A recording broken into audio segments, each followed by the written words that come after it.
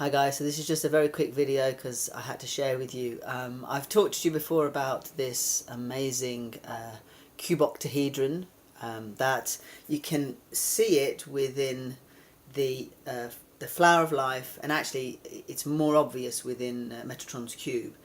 And I made this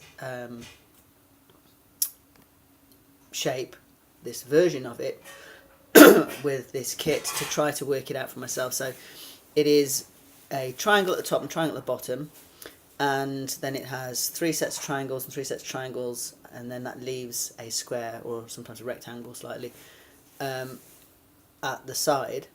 And well, it's only a rectangle from the view that you see it in the diagram because it's foreshortened. They're actually always squares because they're equal, that's the point.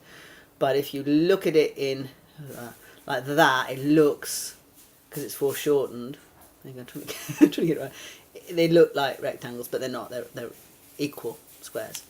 And then we know they're equal squares because every one of these pieces is the same length, and every one of these vectors, these points, is also equal, same length from the center.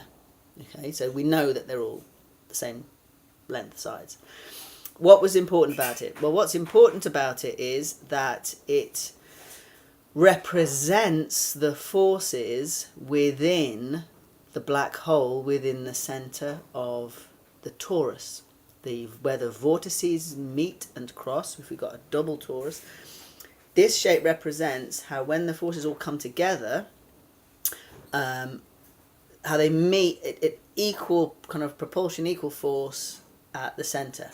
And it's the only shape that has equal lengths on every side and equal vectors towards the middle, and it's the only shape that can collapse in on itself and kind of come out of itself at the same time. So I've been waiting for my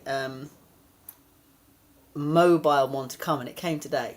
So it's famously called Bucky's Jitterbug because it was kind of realised by Buckminster Fuller.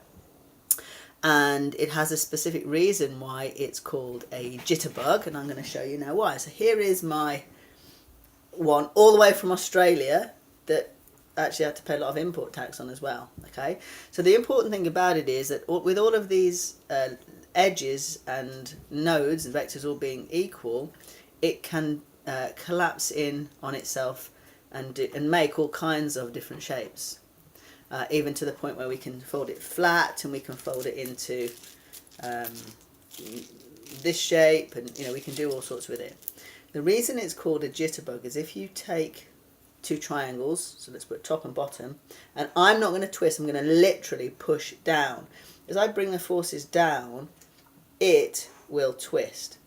And in fact, if I do that just up and down, it goes one way and the other. And that is why it's called a jitterbug. Okay, so that's just going up and down and down. In fact, what it's trying to do is it's going to collapse equally into this next perfect shape of triangles. What is it called? I can't remember what it's called. Tetrahedron? Is that tetrahedron?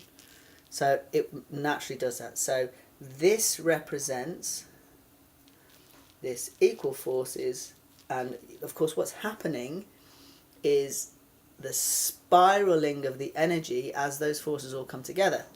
So you can see this is as the central vortices point, that is the black hole, as everything collapses in on itself and actually is, as Dan Winter says, squirt gunned out the other side. So as everything kind of condenses into one thing, that's the dogs, seen probably a cat. That is Bucky's jitterbug. They're coming back the other way. And there it goes. Look, one way, then the other way.